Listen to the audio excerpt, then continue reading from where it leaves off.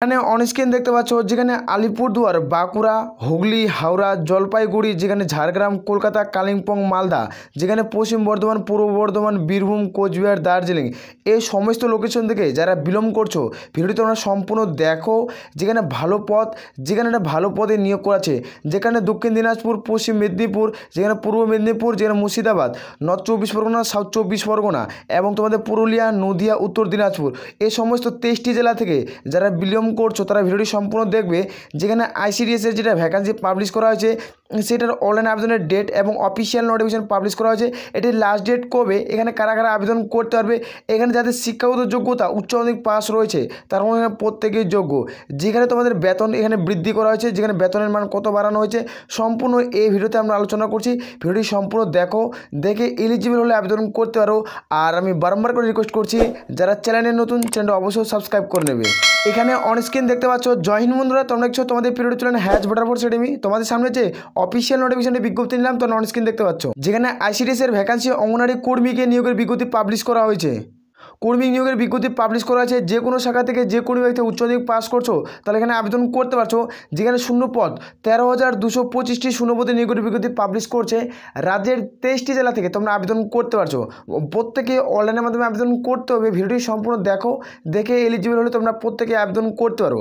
Total যেটা vacancy official notice দেখাবো, official notification থেকে এলিজিবল হলে আবেদন প্রত্যেকে করবে।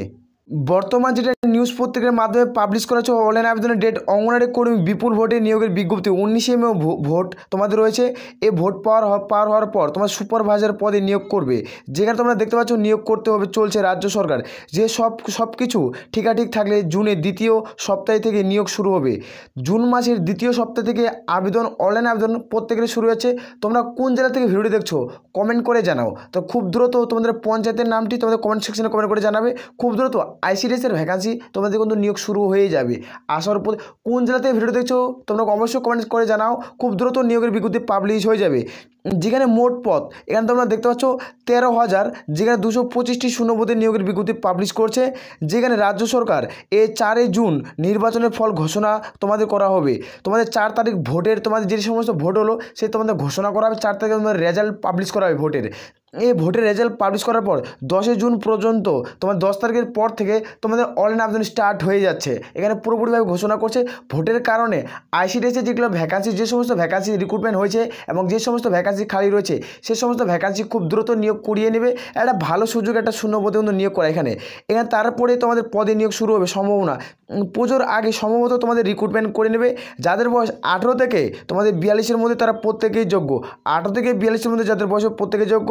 শিক্ষাগত যোগ্যতা উচ্চ মাধ্যমিক পাস করা থাকতে হবে এবং তার যে স্নাতক পাস করা থাকে তাহলে প্রত্যেকে অনলাইনের মাধ্যমে আবেদন করতে হবে। এখানে প্রত্যেকে অনলাইনে আবেদন করতে হচ্ছে। যেখানে তোমরা দেখতে সুপারভাইজার পদে নিয়োগের বিজ্ঞপ্তি পাবলিশ হবে। যেখানে সুপারভাইজার নিয়োগের বিজ্ঞপ্তি পাবলিশ হবে এখানে কিছু উল্লেখ করা হচ্ছে। রাজ্যের যে কোনো স্থানের তোমাদের স্থায়ী বাসিন্দার সার্টিফিকেট থাকতে হবে, তারপরে তোমরা আবেদন করতে পারবে। যেমন তোমরা এসসি, এসটি, ওবিসি, যেমন তোমাদের যারা কাস্ট সার্টিফিকেট রয়েছে তারা প্রত্যেকে আবেদন করতে পারছো। তোমাদের স্থায়ী সার্টিফিকেট তোমরা প্রত্যেকে স্থায়ী বাসিন্দার সার্টিফিকেট তোমরা পেয়ে যাবে গ্রাম পঞ্চায়েতে, সেখান থেকে তোমরা বানিয়ে নিতে পারবে। আসর প্রত্যেকের বোঝা গেছে। এখানে দেখে দিচ্ছি তোমাদের টোটাল কীভাবে তোমার সিলেকশন প্রসেস, তোমার রিটেন এক্সাম সমস্ত কিছু এই ভিডিওতে আলোচনা করছি। এখানে কিছু তথ্য উল্লেখ করা রয়েছে সেটি তোমাদের দেখে দিচ্ছি। এখানে রাজ্যের 23টি জেলা থেকে তোমরা আবেদন করতে পারছো। যেখানে অনলাইনের মাধ্যমে আবেদন করতে হবে। প্রার্থীদের যে গ্রামের এলাকায় বসবাস করে সে এলাকার স্থায়ী বাসিন্দার সার্টিফিকেট থাকতে হবে। তোমরা গ্রাম পঞ্চায়েতে এই সার্টিফিকেটটি পেয়ে যাবে। তোমরা প্রত্যেকে আবেদন করতে পারছো। যেখানে তোমার সহায়িকা এবং আইসিডিএস হেল্পার পদে নিয়োগ করেছে উচ্চ মাধ্যমিক পাস শিক্ষাগত যোগ্যতা থাকলে তোমরা প্রত্যেকে আবেদন করতে পারছো। যারা উচ্চ মাধ্যমিক পাস করছে তারা প্রত্যেকেই যোগ্য। এখানে যেটা তোমাদের এজ লিমিট ক্যালকুলেট করা হচ্ছে তোমাদের 01/01/2024 অনুযায়ী তোমাদের বয়স ধরা হবে। এটা তোমাদের মিস্টেক হয়েছে। এখানে 2024 অনুযায়ী তোমাদের বয়স ক্যালকুলেট করা হবে। এর মধ্যে যাদের বয়স থাকবে তারা প্রত্যেকেই যোগ্য। তোমাদের এখানে তোমাদের দেখে দিলাম যে তোমরা এখানে এজ লিমিটটি দেখতে পাচ্ছ 18 থেকে তোমাদের 42-এর মধ্যে বয়স হতে হবে। এসসি, এসটি হয়ে থাকলে তোমরা 5 বছরের ছাড় পাচ্ছ। আর যারা ওবিসি প্রার্থী 18 থেকে তোমরা 3 বছরের ছাড় পেয়ে যাবে। তুমি যোগ্য হলে তোমরা এখানে আবেদন করতে পারবে। এখানে আবেদনের পদ্ধতি কীভাবে নিয়োগটি করা হবে সেটি তোমাদের দেখতে দিচ্ছে। এখানে আবেদন করার জন্য নিজের জেলার যেখানে অফিসিয়াল ওয়েবসাইট, সেই অফিসিয়াল ওয়েবসাইটে নির্দিষ্টভাবে ফর্মটি ফিল করতে হবে। নিজের জেলার প্রত্যেকটি ডিস্ট্রিক্টের একটা করে অফিসিয়াল ওয়েবসাইট রয়েছে। আইসিডিএসের যেটা ভ্যাকান্সি নিয়োগ করায়, যেখানে তোমাদের আইসিডিএসের যেটা ভ্যাকান্সি নিয়োগ করায় প্রত্যেকটা একটা করে অফিসিয়াল ওয়েবসাইট রয়েছে। সেই নির্দিষ্টভাবে ফর্মটি এখানে ফিল করতে হবে। ফিল করে প্রত্যেকে আবেদন করতে হবে। এখানে গিয়ে অনলাইনের মধ্যে আবেদন করতে হবে। অনলাইনে আবেদন করার পর সেই অ্যাপ্লিকেশন ফর্মাটটি ডাউনলোড করতে হবে। এখানে আবেদন করার পর অ্যাপ্লিকেশন ফর্ম্যাটটি প্রত্যেকে ডাউনলোড করতে হবে। ডাউনলোড করার পর নিজের কাছে রিসিভ কপি রাখিয়ে দিতে হবে। এখানে করার পর নিজের ব্লকের বিডিও অফিসে নির্দিষ্ট সময়ে আগে জমা করতে হবে। বার করার পর একটি তোমার কাছে রাখবে, একটি নির্দিষ্টভাবে বিডিও অফিসে গিয়ে তুমি জমা করবে। আসর প্রত্যেক বোঝা যাচ্ছে। এখানে জেলাভিত্তিক নিয়োগ, জেলায় ভিত্তিক তোমাদের পরীক্ষা হবে। জেলাভিত্তিক নিয়োগ হবে, জেলাভিত্তিক তোমাদের ভাবে পরীক্ষা হবে। যে সমস্ত কাগজপত্র থাকতে হবে সেটি তোমাদের দেখে দিচ্ছি। এখানে জন্মগত প্রমাণপত্র মানে তোমাদের বার্থ সার্টিফিকেট এবং মাধ্যমিকের অ্যাডমিট কার্ড, বার্থ সার্টিফিকেট এবং মাধ্যমিকের অ্যাডমিট কার্ড থাকতে হবে। যেখানে স্থায়ী তোমাদের কোনো ভোটার কার্ড বা রেশন কার্ড থাকলে তোমরা প্রত্যেকেই যোগ্য। এখানে জাতিগত প্রমাণপত্র যেমন যারা SC ST তোমাদের কিন্তু এগুলো তোমাদের কাস্ট সার্টিফিকেট থাকতে হবে। প্রার্থীদের স্বাক্ষর 2 কপি, পাসপোর্ট সাইজের ছবি এবং শিক্ষাগত যোগ্যতার প্রমাণপত্র। এভাবে তোমাদের কিন্তু এই নিয়োগটি করাচ্ছে। এখানে নিয়োগ প্রক্রিয়া কীভাবে করা হয়, প্রথমত লৌকিক পরীক্ষা হয়, লিখিত পরীক্ষায় 90 নম্বরকে, তোমার মৌখিক পরীক্ষায় 10, টোটাল এখানে 100 নম্বরকে তোমাদের ফাইনাল বেসিক মেরিট লিস্ট তৈরি করা হয়। যাদের সর্বোচ্চ নাম্বার বেশি থাকবে তারা এখানে সিলেকশন পেয়ে যাবে। এখানে পরীক্ষার সময় থাকবে তোমাদের 2 ঘন্টা। এখানে 2 ঘন্টা তোমরা সময় পাচ্ছ। এখানে কোনো রকম নেগেটিভ মার্ক থাকে না। এখানে পরীক্ষার সিলেবাস কী রয়েছে সেটি তোমাদের দেখে দিচ্ছি 2024 সংক্রান্তের। এখানে পরীক্ষার সিলেবাসটি তোমরা প্রত্যেকে দেখতে পাচ্ছ। বাংলা ভাষার শব্দে তোমাদের রচনা থাকবে, যেখানে তোমাদের 15 নম্বর থাকবে। এটি কি হাতছাড়া করা যাবে না। 15 নম্বর হাতছাড়া করলে তোমরা অনেকজন পিছিয়ে পড়বে। এখানে পাস করার জন্য কত % নাম্বার লাগবে সেটি তো দেখিয়ে দেবো। বাংলা ভাষার 150 শব্দের রচনা থাকবে, যেখানে 15 নম্বর থাকবে। গণিত, পাটিগণিত থেকে তোমাদের 20 নম্বর থাকবে, যেখানে পুষ্টি, জনস্বাস্থ্য, নারী সামাজিক অবস্থান থেকে থাকবে তোমাদের 20 নম্বর। এইভাবে তোমাদের প্রত্যেকটি তথ্য থাকছে। এখানে তোমরা দেখতে পাচ্ছ পুষ্টি, জনস্বাস্থ্য, নারী সামাজিক অবস্থান 15 নম্বর, যেখানে সাধারণ জ্ঞান 20 নম্বর, তোমাদের ইংরেজি ভাষা 20 নম্বর। টোটাল এইভাবে ম্যাক্সিমাম তোমাদের পরীক্ষা হচ্ছে, এইভাবে নিয়োগ করাবে। আর এখানে যারা 30% নাম্বার পাবে তারাই তোমাদের ইন্টারভিউতে ডাক পাবে।